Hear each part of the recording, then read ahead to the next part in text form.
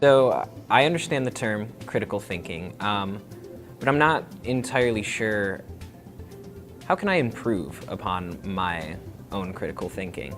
Well, to be a good critical thinker, you need to identify facts, you need to understand your point of view, and the assumptions we make based upon your point of view.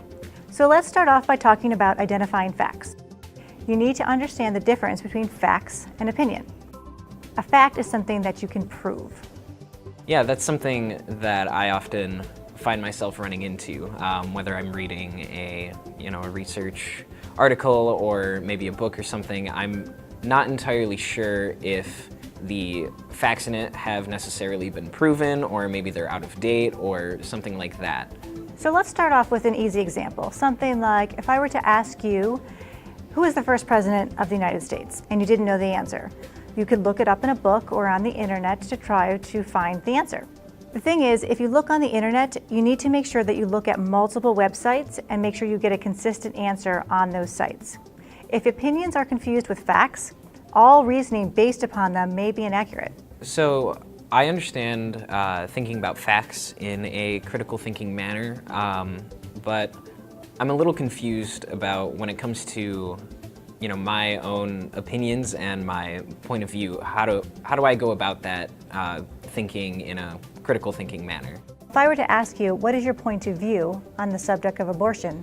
I'm not looking for you to give me a positive view of abortion or a negative view of abortion.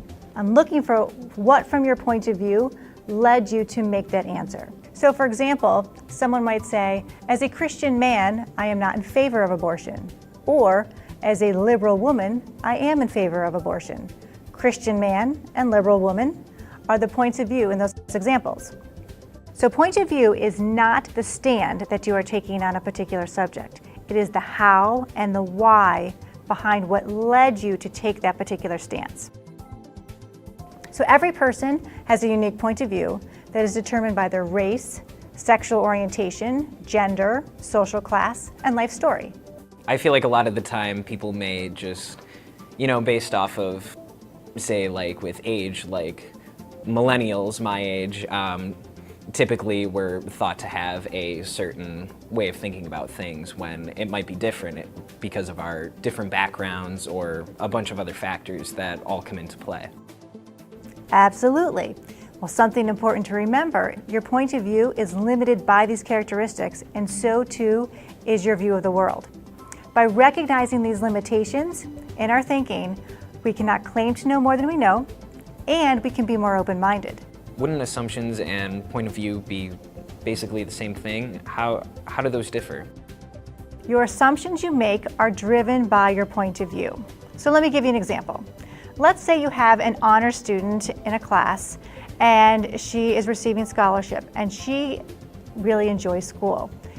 And now she sees someone sleeping in class and she can't imagine ever sleeping during class because she realizes she is there on scholarship. So she assumes this sleeping student is a goof-off and doesn't even care about school. That's one assumption.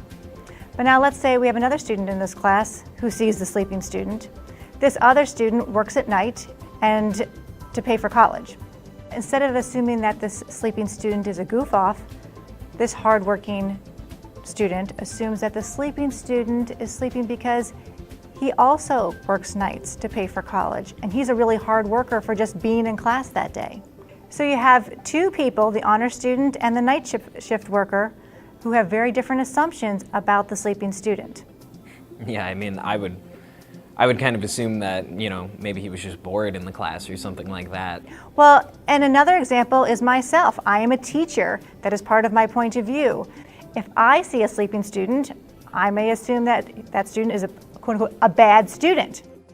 But my point of view can be wrong as well, because let's say that student was up all night with a sick family member, and they are such a dedicated student that they decided that they should still go to class even though they're exhausted. Assumptions can be wrong. So developing good critical thinking skills requires that you identify facts, understand your point of view, and you recognize your assumptions. Good critical thinkers are not know-it-alls. They want to learn new information and expand their minds. But critical thinking takes practice. It's not something you learn overnight. The more you use critical thinking skills, the better you'll get at it. And the more you use it in everyday life, the better you will be at it.